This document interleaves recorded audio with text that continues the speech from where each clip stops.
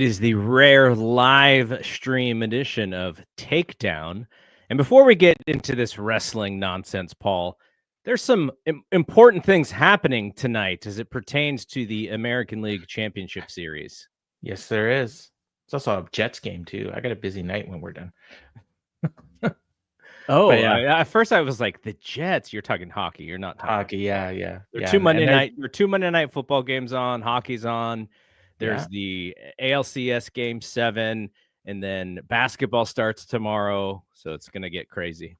Yeah, it's that, there's a word for it. It's like the sporting equinox or something, like where it's like all the major sports are played at the same time.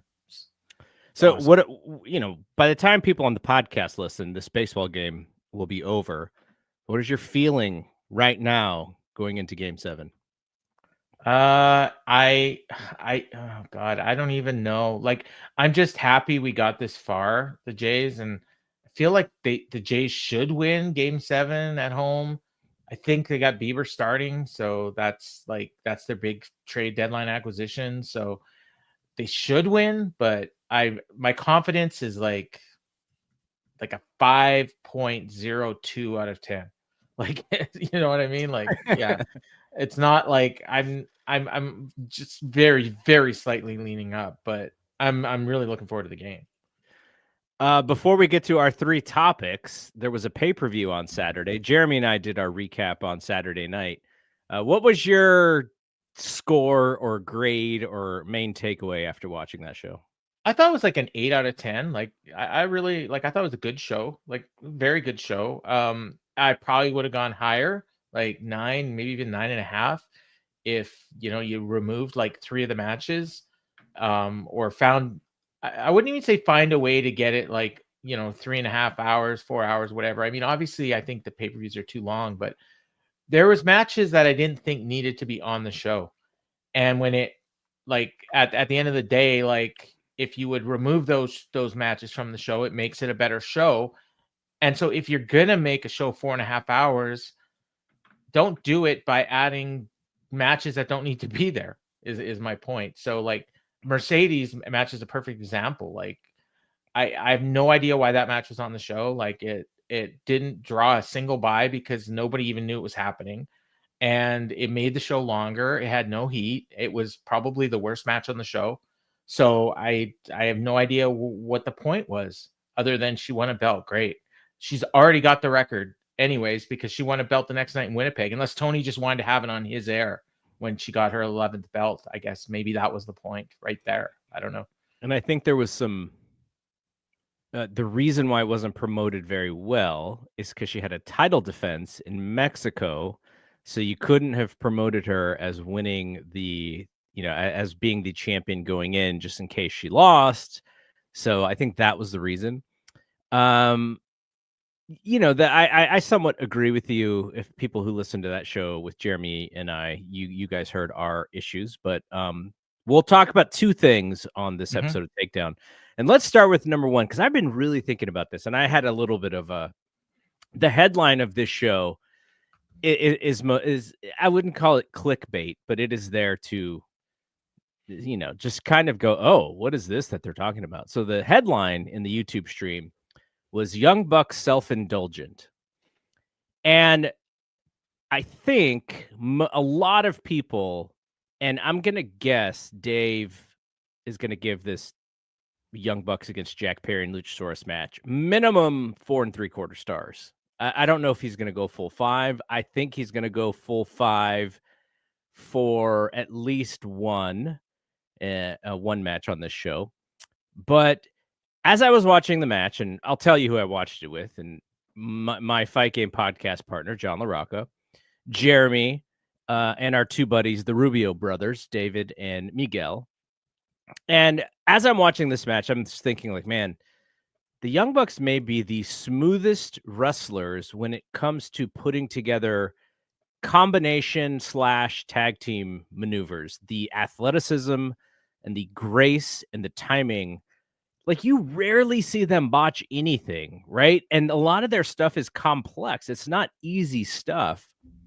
And I'm, of course they're working on this stuff in the back, but still the level of degree of difficulty is insane for them to hit nearly everything perfectly. And so kudos to them, because they're probably the best I've ever seen at the ability to make really, really hard things look so smooth.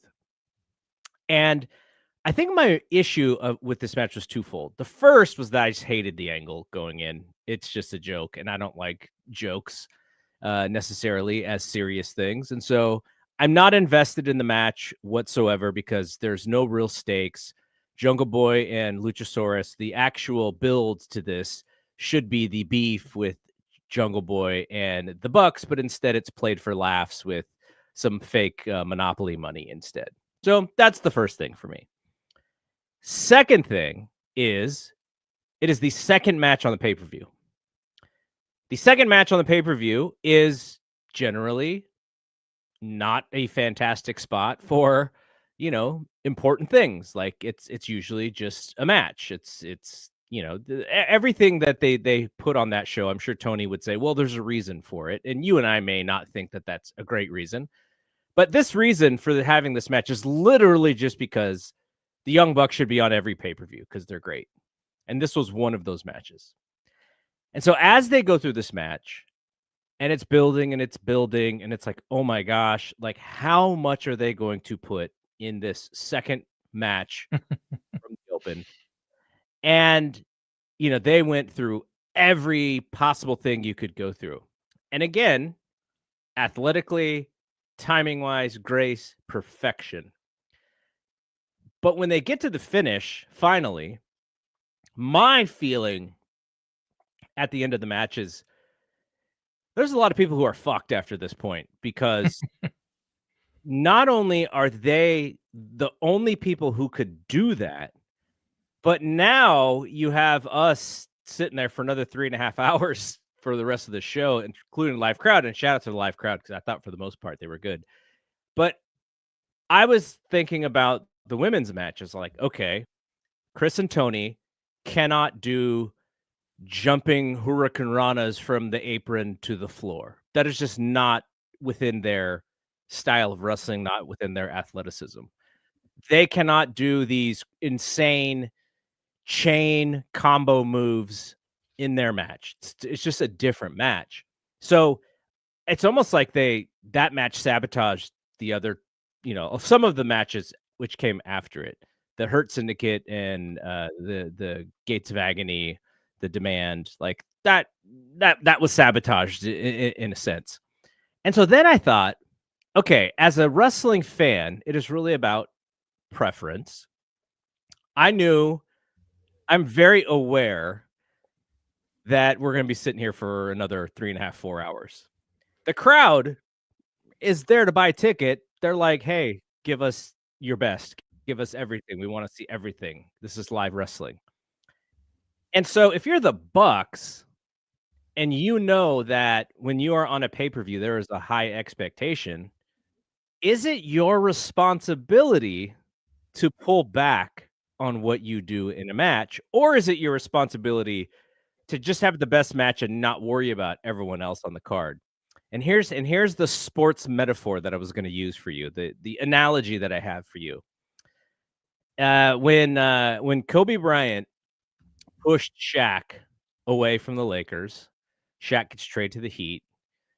Kobe Bryant's first 2 years away from Shaq are really bad. The Lakers are not great. And so what does Kobe do? Well, he just goes out and puts up 35 points a game. And it's not his fault that his team is not great. He's like, I'm not going to let this lack of greatness stop me from my greatness. So when it came to MVP awards, people were like, nope, those are empty. Steve Nash, whose stats were not nearly as great, but his team was winning. He's gonna win this MVP. And I was like, you know what? But good for Kobe, because Kobe wanted to prove one thing, which is his dominance is the reason why you can let a Shaq go. And that's what he was there to prove. So in that extent, if you're the Young Bucks and you're like, it's not our fault, or maybe it is somewhat their fault, that they have a shitty angle that means nothing on television. They're just going to go out there and wrestle the best match possible. Whoever has to follow them, be damned. And then this is the last thing, and I'll get your thoughts on this.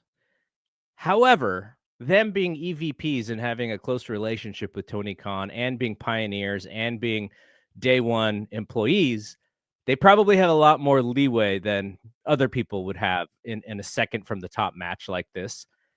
And I just don't know. If you're Tony Khan, do you want them to have that match and just everyone else has to raise their game? I mean, we've heard it from the Will Ospreay perspective of like, this is why Will Ospreay should be in the main event, because following him, the next match is dead. And so, where are you? Because I say the Bucks are self-indulgent, and that is somewhat negative, but also at the same time, it's like, of course, like this is what they do. Like these are the kind of matches that they have. They're going to put so many things into their matches because they know the fans. This is what the fans expect, and they're just feeding what their fan base is like. So again, the headline is a little negative, but this is meant to be more of a discussion than just a shitting on the Bucks thing. So where do you fall on this as a wrestling fan?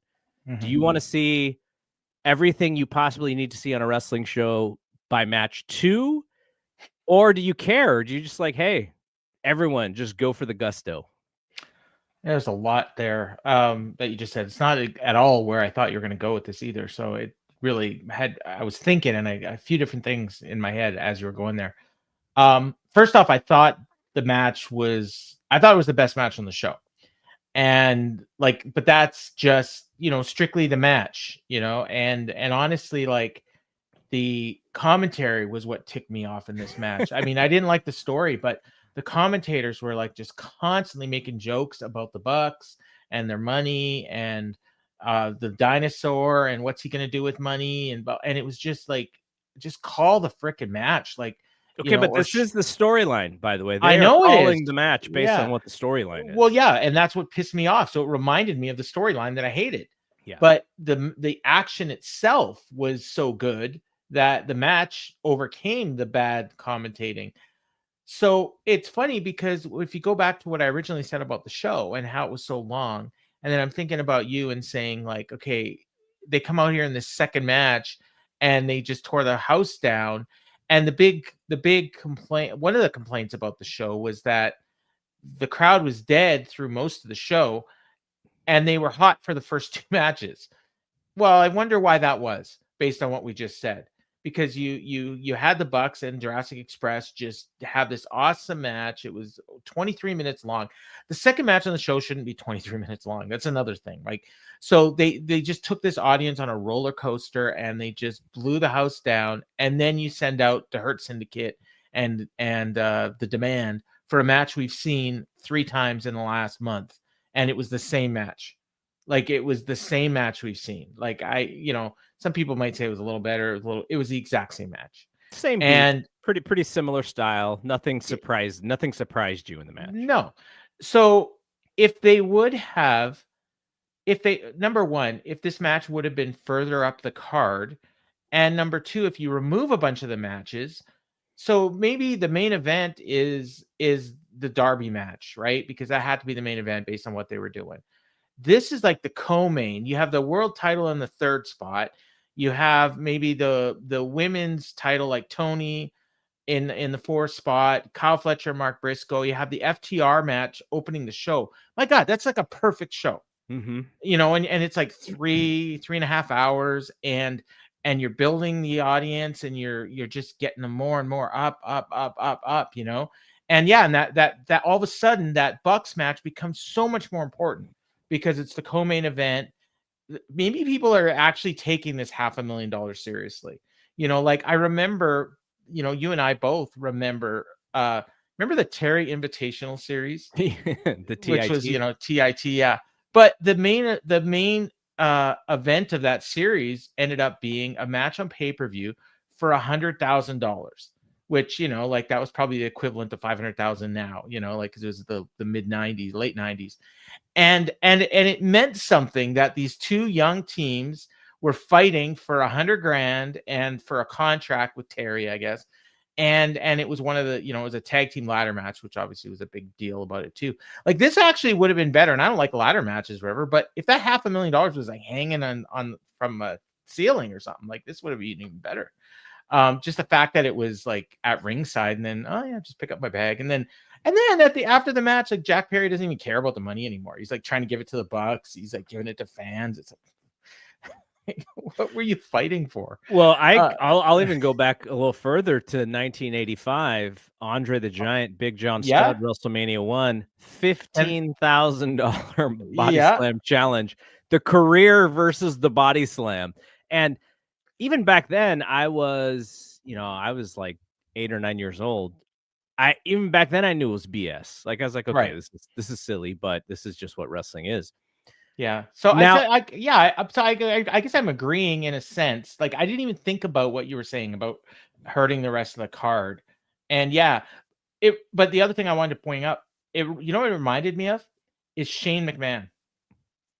And how he used to go out there and he would wrestle not that often, but he'd jump off like a building or, like a Titantron or like, and nobody else could do that.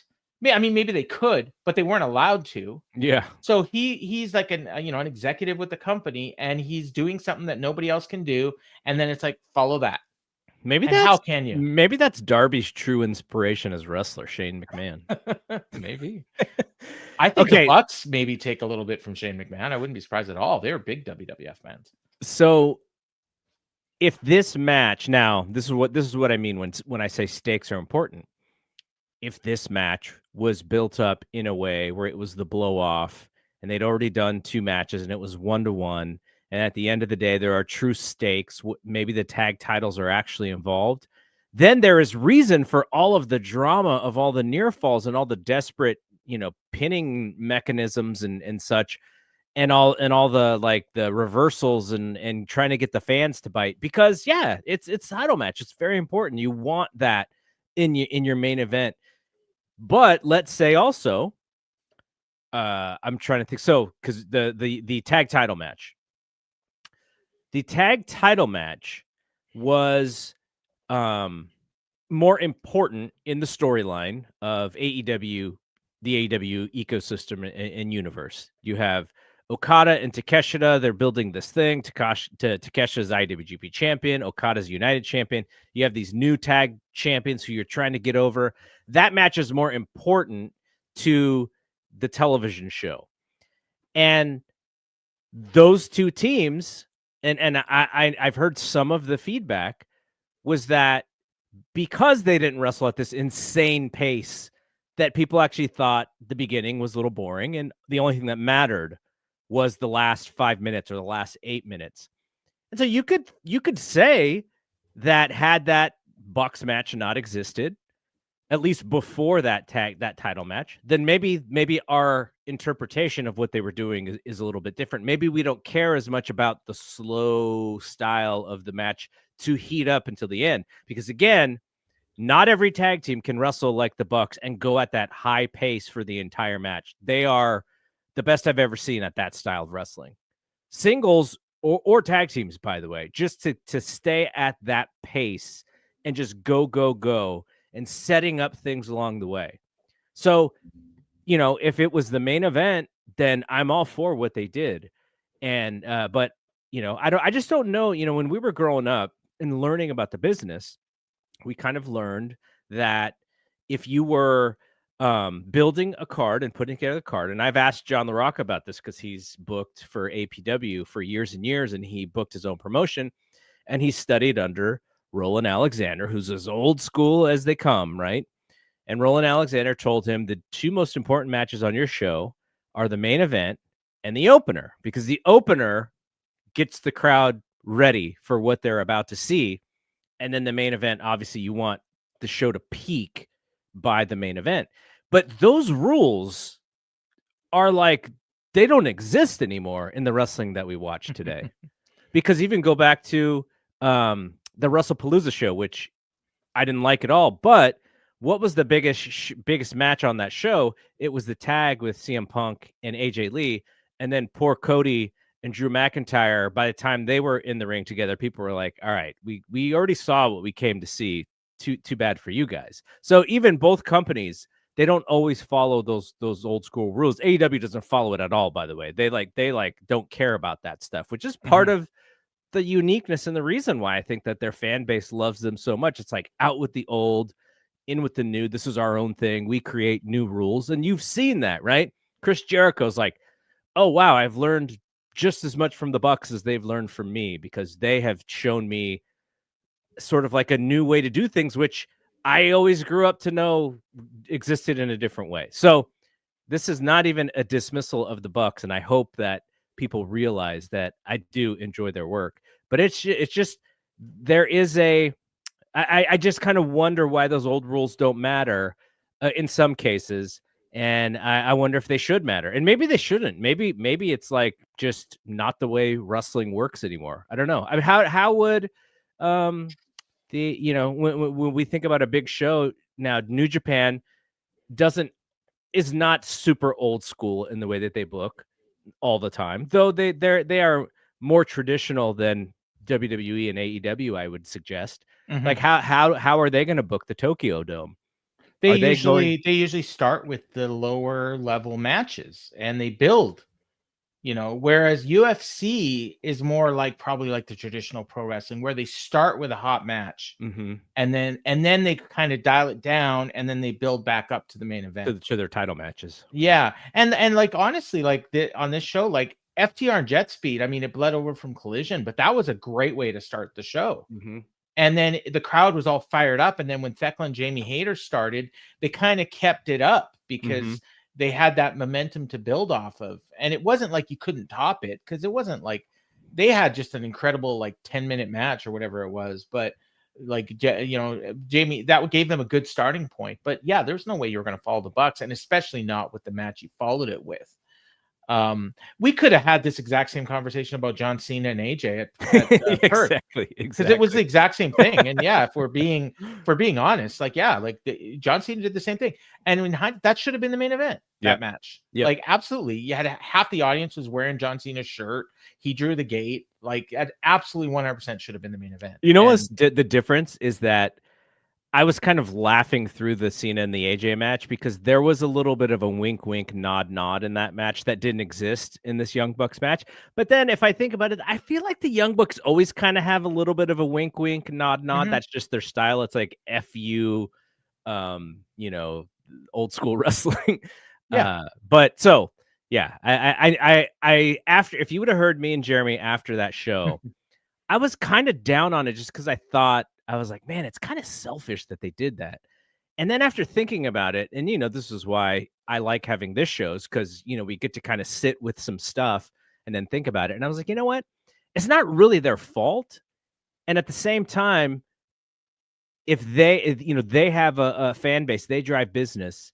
And so they should put all of their stuff into their matches. And maybe at one point, maybe this was going to be later in the card. So they built this match with the idea of it's going to be later. And then all of a sudden it was the second match on the show. So there's lots of differentiations and variations to what could be happening. But I just thought it was an interesting conversation. It's not one that you really hear about wrestling today anymore, because I think, and you and I both, being, I'm still in my late 40s, you're in your early 50s.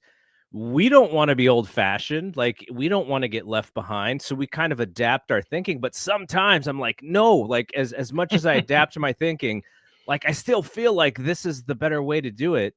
And, but it's just not, it just doesn't always happen that way. Yeah. I one thing I wanted to say too was you and Jeremy do the gimmick where you guess Dave's star ratings. I think he's going to have 5 matches on this show at 4.5 or better. I listened to Wrestling Observer Radio, so based on what he said, FTR Jet Speed, the Bucks match, the Kyle Fletcher, Mark Briscoe, the Brodito, Kazuchika Okada, Takeshita, and the main event. You think the main event? Jeremy did say he thought it was at least 4.25 for the main event. I gave it 4.5, and I think Dave will too. And Dave will say, I hate matches like this, but I have to respect the work and blah blah blah. Not only did I hate it, I thought it was bad. Yeah, I thought it was good. Like, and I thought they worked well within the stipulations they had. I think it worked to my benefit that St. Louis wouldn't allow them to do a lot of the things that they probably wanted to do. And the story was good, but that's actually leads into my next topic is like the finish. I think it could have been even. I would have given you a higher score. That's why I think the match was bad. Yeah, and for me, it's like it took down what was a good match. So I won't like completely like trash a match because of I didn't like the finish. I'll dock a half a star, a quarter star, whatever. But yeah, like for the actual, like it kind of ruined the story in a way. And there's two things. Number one, that Moxley quit the way he did, quickly to a wrestling hold. After everything that these two had done to each other, he quits to a wrestling hold. And number two, and most importantly, we didn't get to hear it. And I'm It not wasn't a saying submission match. It was an I Quit match. it wasn't I quit match. And so there's some conjecture on whether he tapped or if he said I quit. And allegedly he said I quit. And the ref heard it, so he called the match. I don't care if the ref heard it. We needed to hear it. And so whether that is a microphone, which I'm not necessarily advocating for, and this is AEW production, they needed to be focused on Moxley while he was quitting, and we need to see him quit, hear him quit.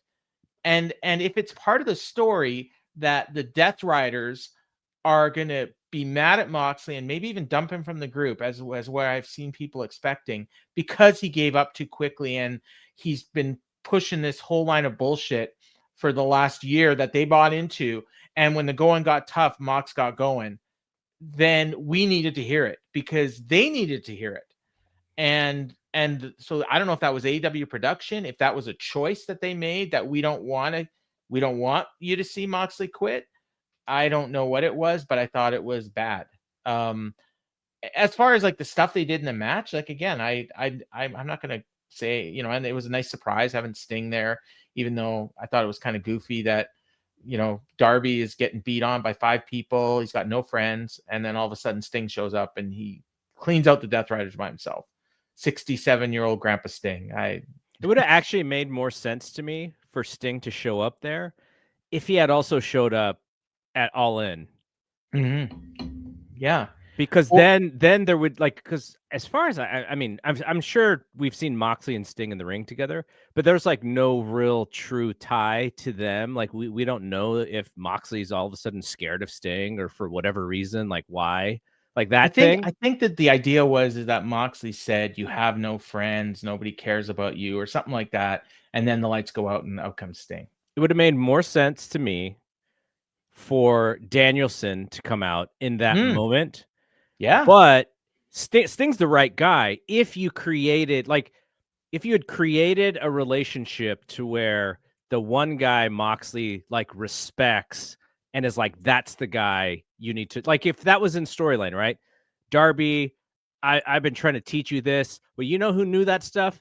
The guy that's retired. He knew. That's who you need to be more like. And they didn't do anything like that.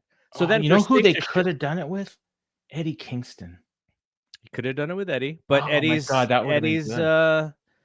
know, Eddie's in a tailgate brawl land. Yeah, get him out of there. Like that would have worked so well if it would have, because they have that history and that would have bumped up Eddie. And oh my God, like so, you know, now we're truly Monday morning quarterback. Yeah. It's easy to analyze after the fact. Sting was a great moment. I mean, you can't deny that. It was solid. You know, I don't know if you know, I was like, is that supposed to be the ghost of Sting? Is it supposed to be zombie Sting? Like, is that supposed to be part of it? Like Sting from the dead? Like, what's going on here? The drowning was silly, but I mean, I didn't think it was like that. People are complaining about it, and I saw Amanda Huber was going back and forth with Sarah Stock on Twitter. Yeah, I saw a lot of people like dissing Sarah Stock, and it's like it was so dumb. Like you only had him underwater for like 9 seconds. Like, come on, it's like it was just stupid, is what it was. But to me, the problem with the match, it wasn't a wrestling match. It was but it wasn't good. It wasn't supposed to be a wrestling. It was a fetishization of how much punishment a single person could take before he breaks. And like, he didn't break. It was that, you know, that's what the drama was like, how much is this guy willing to do, and how much, you know, are we going to look away, or are we going to watch, are we going to hold our breath while he's underwater? Like, that stuff is fine. I just don't know if it's fine for pro wrestling. I thought all that stuff you're talking about, I thought it was way worse on the All Out match than it was here. Like on this, and maybe I'm desensitized, I don't know. But for me, like I watched this match and it seemed so much more tame than that one. And I guess in retrospect, it should have been the other way around.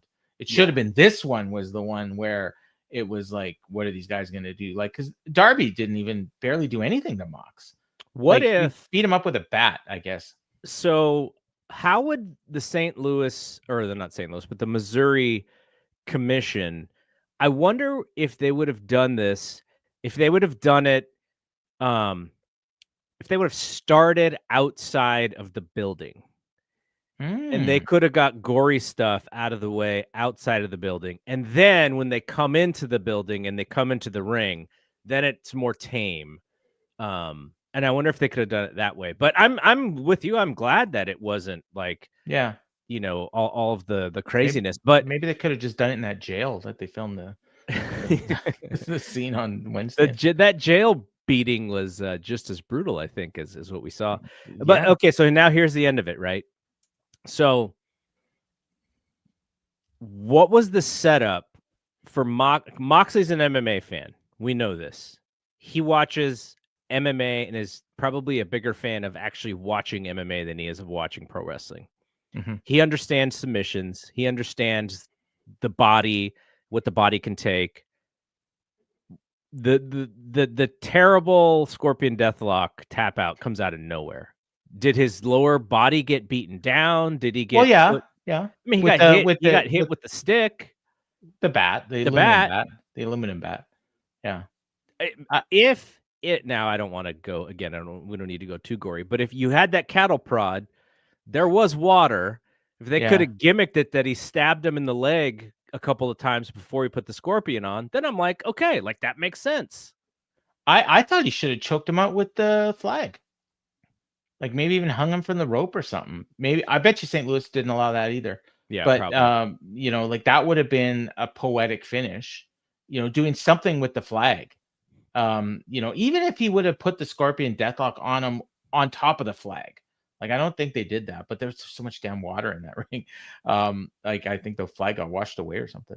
Yeah, it didn't make sense, and it was way too quick. Now I suppose if you ask Mox thinks a lot about his matches, so if you ask him, there probably is a logical reason, but the announcers need to tell that story.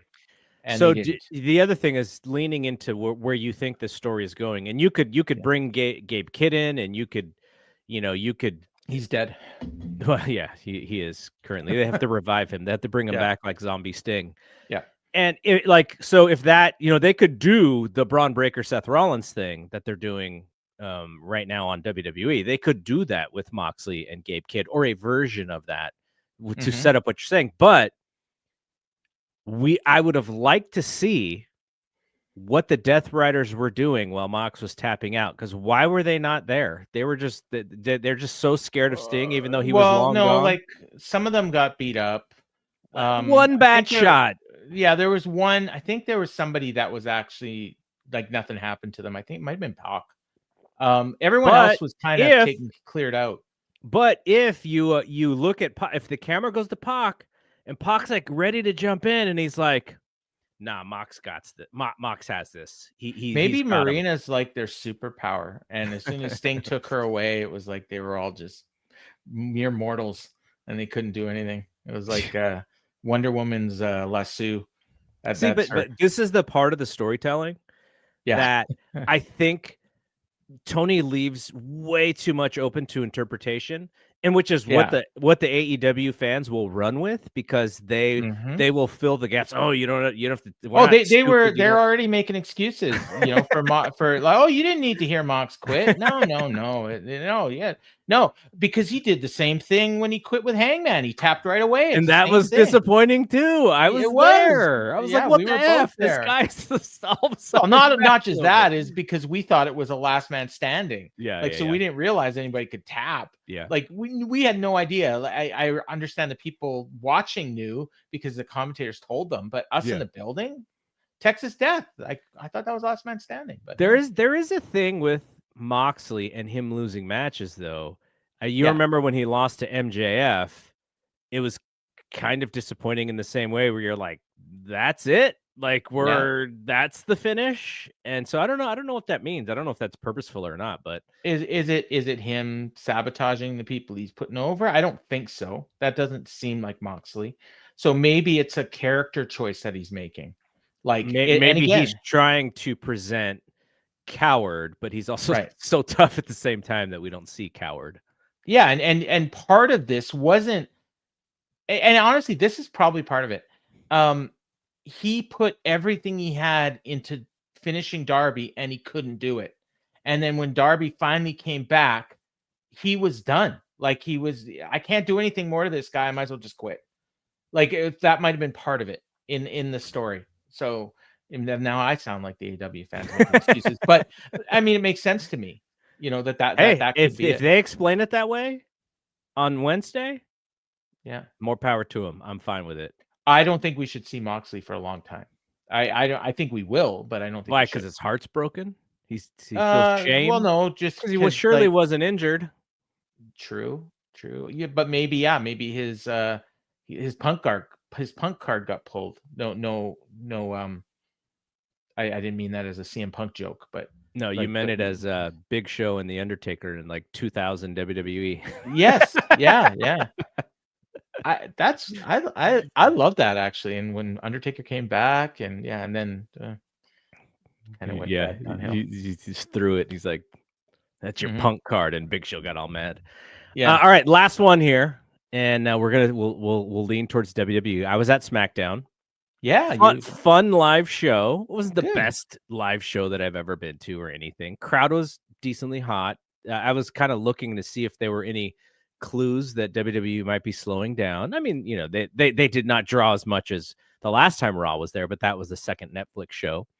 And I thought the crowd was hot. There's the kids in the crowd is amazing to see these little kids who are on fire for stuff and just buying up the merch and wearing the shirts. And Charlotte and Alexa came out, and there were these two little girls in front of us, and they were into it. They also, when Cody came out, they were saying how much they loved Cody. So awesome. It's so fun when you can see that in the crowd. But one, Ilja Dragunov made a return, and they teased, they kind of threw you a little bit off the scent of who was, even though I'm sure Sean Ross probably had it earlier. He did, apparently, and I'm so glad I didn't. Yeah, I didn't see it either. Yeah. And so they had The Miz come out to accept the open challenge, and then just like had happened to Carmelo attacks Miz, takes Miz out. Then Dragunov comes out. Him and Sami have a really, really good TV match. It wasn't perfect. Like, I don't know if you saw the bump going into the commercial where they were doing that DDT to the apron, and like he got caught in the ropes, and so he missed. Yeah. And then they replayed it, and I was like, oh my gosh, I saw this thing live. Why did you replay it? He didn't even come close. But the one thing I wanted to say about this, because as you know, one of my pet peeves about big show pro wrestling, not the Big Show, but pay-per-views and important shows, is that sometimes the surprises can be very disappointing. And in the Mercedes match, the Mina Shirakawa surprise was very disappointing. Like, for TV, I think that'd have been fine. But for a pay-per-view, you need to come a little bit stronger with your surprises. And the Ilja Dragunov surprise was like a pay-per-view type of surprise, because not only did it allow someone like him to get that roar of the crowd who's genuinely surprised and excited to see him back, but then he won. And so then then there's momentum for him after that win. And so I didn't like the post-match stuff, because I hate anything having to do with the Wyatts right now and the MFTs. I like the MFTs, but that just feels like mid-card city coming to your town, mid-card city of MFTs against the Wyatt family. But from bell to bell and bringing him in, and then Sami finally losing and wondering, where does Sami go from here? That was just about the best 2-segment piece of television business that I've seen in a little while. Yeah. I mean, certainly the best SmackDown match since that TLC match they had on the week after WrestleMania. And I mean, maybe even better, like, depending on your preference. If people say that it was better, I'm not going to argue with them. I think I gave them both the same rating. I'm curious, when you guys were in the building and Miz came out, like, what was your reaction? Like, did you actually think that they're going to have a match? Because I didn't. I can't say I was paying attention too closely. Okay. It was just WWE SmackDown to me, because gotcha. I was like, this is what they would do on SmackDown. It'll be Miz. Okay. So I was genuinely surprised. Well, okay, so when I saw Carmelo come out and attack him, I was like, fantastic. Now they're going to bring somebody out who's actually going to mean something. I didn't know it was Dragunov, but Right. yeah, that's the art of how you do that stuff. Well, the last time they did the same thing, it was Aleister Black, and it was like, kind of would have rather seen Carmelo, but but they ended up having a really good match, so I thought it was great. And then it turns out that they're actually, looks like they're doing something with Aleister. You know, that wife with him now. Yeah, it's like, we don't need Karrion Kross and Scarlett. We got a better version right here. It's just like they're doing the exact same gimmick too. But it's so yeah, I thought it was, one of the best TV matches of the year. But it kind of, in a way, is disappointing when it's over, because I was really enjoying these Sami Zayn open challenges for the US title. So I'm kind of hoping Ilja Dragunov keeps that up, because if that every week you turn into SmackDown, you're going to see Ilja Dragunov have a banger. Like, that's a reason to watch SmackDown for me and for a lot of people, I think. And a lot of times I think SmackDown is a skippable show. Because it's on the weekend, especially when it's before a pay-per-view. Yep. I think a lot of people don't watch it, or they kind of maybe watch it, but they skip through it, kind of, okay, what happened? But I think that that's destination television, if you're getting this Ilja Dragunov title defense every week. So that could really help him out. And my long-term, and I'll say it's the same thing I had in mind for Sami. Like, I would have this go for a few months, and that's how you debut Obafemi. And I think him and Obafemi would have an incredible match, because I've seen him have matches with big guys before, although he's a kind of a big guy now. Yeah. You could even if you can even do some foreshadowing. I don't know what Obafemi is going to do next in NXT, if he is still going to do stuff in NXT. He hasn't been on NXT since he lost the belt. But let's say that he is. Mm-hmm. You could have Dragunov show up on that show and like fist bump him and be like, dude, you're doing a great job or whatever. And then 3 weeks later, then he shows up as a surprise. I like it when they can chain link things on the shows like that. And there's an Ilya Gunther match that's, like, those two are magic together. So, that can happen way down the road. Take Tyler Bate out of the Americano, man, and let him wrestle in some of these matches. Yeah. Well, he's I had those two. And then with Sami, like, now that he's lost the belt, there's like 2 main event slots that just kind of opened up, between Jacob Fatu, although I guess maybe Jacob's not gonna be out that long now. Can I actually tell you what I think the Jacob Fatu thing is? What's that? So I'm going to imagine that brother's been an independent wrestler for a long time. He probably hasn't been to the dentist in like 10 years. Yeah. And so you see this happen in real life, which is someone who finally gets their career going. Then it's like they get all the work done that they need on their teeth, because they want their smile. You want the smile nice. And so I imagine he's just getting a ton of stuff done, and you don't want him taking possible punches to the face. That makes sense. And that would be my guess. I hope he comes back with a grill at least. Because that'd be cool. that character needs a grill. But I'll tell you, I don't know that a lot of people knew that he wasn't going to wrestle, or at least the way that WWE did it kind of tricked the fans into thinking like, oh, the internet was wrong this time, kind of thing. And when he does that interview with Cody, which, can you imagine, cook out Cody trying to decipher what Jacob Fatu is explaining in this situation. And, but then you get the Cody fist bump, which is all you need. And then, so the crowd's in it, because he's nothing but 100% Bay Area, even though he's from Sacramento, but still NorCal. And then they announced the match, and people are like, "Oh, maybe he is here." And then you see him, and they kind of give you a little bit of something with his teeth being plastered all over the and floor. I'm watching the clock too, and it's like, there's like 12 minutes left in the show because I'm watching on Netflix, and I was watching late, so I could see. And okay, there's no way we're getting a main event. Like I mean, and then they still have to set up whatever was going to replace Fatu when they took him out. So it was like, okay, like this. But I guess it didn't sound like the fans were disappointed. Like they were No, well, into the you got Cody Drew Cody. You got to brawl. see Yeah, Cody again, so and you that got was really Drew, smart. and yeah. So yeah, the way they did that, I guess, was good. And you'd already got to see that Ilya match. So anything that came after that was like gravy. You watched main event too. I saw. So, I yeah. did. I saw the one match, So though. what was it? Because I asked you, and I don't know if you saw my comment, but It was Montez oh, against Kip Wilson. Kit Wilson. Okay, yeah, I thought Kit the Wilson. one was Kit. Yeah, Yeah. and then I wasn't sure. I couldn't tell who I thought it was Kofi or Montez, so I couldn't tell because you were kind of far away, and his half his face was hidden. But that sounds like fun. Yeah, it's totally fine. Totally Yeah, fine. yeah. You got to see the Street Montez went Profits. over. Yeah, he Yeah. went over a frog I splash. just saw. Well, Mary, I mentioned you. The last one I saw was Angelo Dawkins, and can't remember who it was. Nathan Fraser, maybe. So the dark match after the TV show ended was Natalia against Ivy Nile, but we bailed out at that point. yeah, can't imagine. Ivy looks weird now with the long hair. The long hair, she looked different. And she wearing the booty shorts too. It's weird. Softening the image up a little bit. A little bit, yeah. But I mean, it's too bad we don't get to see her wrestle much. But she's usually cornering the creeds on main event.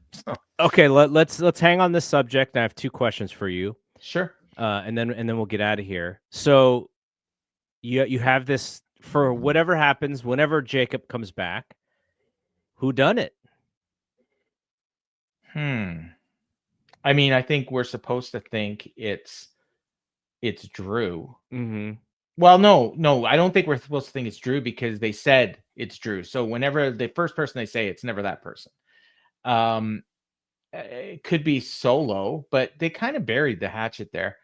There was a scene, and you may not have seen this because you're in the building, but when they did that Cody Jacob Fatu interview segment, there was a figure in the background, way in the background. Did anyone figure out who that was? No, and I thought it was Austin Theory. And our friend Joe thought it was Drew, or I think he said thought it was Drew. So I mean, so far away you couldn't tell, but I thought he looked slimmer than Drew. From the look I saw, because I also thought it kind of like the outline looked like Ludwig Kaiser, but that would make no sense. So it could be Austin Theory, because obviously they had plans for Austin, but they probably changed those plans based on what was happening with Seth. So maybe they're gonna move him over here. Like, I don't know. I don't know who else. Could it be Orton? Like I could see Orton doing that, and a punt with that they've been teasing, that could kick out Jacob Fatu's teeth a little bit. Yeah, that could take out his teeth. Yeah. So now we have Sami without that title. So many people want to see his ascension to the big belt. I don't know if we're gonna get it, because it's almost like that they can just tease it forever and it'll always work. So where do you go next with Sami? Well, I mean, we talked about this on the Fight Game podcast that we did last week. What's next? What are they going to do with the world title? And I mean, by the time people listen to this, Raw's on right now, so we may have a little bit of a hint. But you could do some sort of a tournament for the world title or for a world title shot, and Sami could be in it. I know he's on the different brand, but they move people all the time. And they need a top babyface on Raw. So you could do that. And then, and then maybe you do Sami and CM Punk for a title. Like, that'd be cool. I don't know if we saw that. I think we saw that on Raw once earlier this year. And it was a really good match, if I'm remembering right. It was around the time when Punk was feuding with Seth and Sami was, or maybe it was last year. I do remember a main event of Raw that was Sami Zayn and CM Punk, and it was a really good match. So you could do that. and I'm sure people would buy into the idea of Sami trying to win a world title or possibly even winning it. And then like that's a guy that Braun Breaker could easily just like destroy for the title. I mean, he did it once already with the IC title. So I think if they build Sami Zayn up properly, I think it'll mean something. I just don't trust Triple H to see him in that way. It'd be like Vince with Ray, probably. Not even necessarily Ray, because Sammy's actually a decent sized guy. Or Jeff Hardy. And it's not like Sammy's fan base is like sabotaging the shows, because which is part of the issue with some of those other guys is, they almost got in trouble because the fan base was behind them so much. Right now, the product is hot, so fan base is pretty much on fire for everything. But there is, like I told Dave on Wrestling Observer Radio, you haven't heard Friday's show yet, have you? Yeah, I did. Yeah. Okay. Yeah. So I told him that one of the lessons that he's always mentioned is when you are hot, that is when you should build up your next guys, because you can do anything and it's going to work. Like, so it doesn't really matter. It's just when you're not, and then you try to build up people, the fans are already upset at the product, and then they kind of piss on everything no matter what happens. So if you did want to get Sami ready for the next level, this would be the time to do it. To start that story, wherever the end game is. But you can start it now, and the payoff will be tremendous. Because if your original plan was Seth Rollins holding the belt till WrestleMania, you can easily have Sami step in and be that guy right now. And then you're servicing two masters. You can still do whatever you want to do. You can set up a big match for Sami, but you can also finally give him that world title. And then he's got that cred for the rest of his career that he's a former champion. You give the fans that have been waiting for this for years, you give them that moment of him winning the world title. I don't think, I think they'd be dumb not to do it, but they may have other plans. I don't know. The way I would do it is I would do it like how they did Jay last year. Yeah, he wins the Royal Rumble. Yeah, and then you just have the anticipation of something that you've been waiting to see for a long time. And because you have two titles, Sami doesn't have to necessarily be the tippy main event. That will be the Cody belt or whatever. But it is still important, and you're going to get that great moment at WrestleMania. And the match will be better because Sami's a better wrestler than Jay. Fernando had a interesting idea for who took out Jacob. Oh yeah, he said Cody. Yeah, Cody's mentioned it. You could do that, and he's the one that pointed the finger at Drew. Yeah. So he was very mad. Almost more mad than he should have been. Yeah. He doth protest too much. Yeah. Yeah. All right. So I would mark out for that, and I'm a big Cody guy. So then the Rock's gonna be like, "See, I told you." Yeah, I told you, brother. All right. Thanks for checking us out on this special live stream edition. We're going to tape most of these and not go live, but we had an opportunity to do so. 2 weeks from now, I'm going to be away, but we'll figure something out. I may still be able to record. I think I'm going to bring my equipment. So yeah, and if not, no biggie. There's no problem going dark for a week. But okay, so for Paul, I am Double G. See you when we see you. Peace out.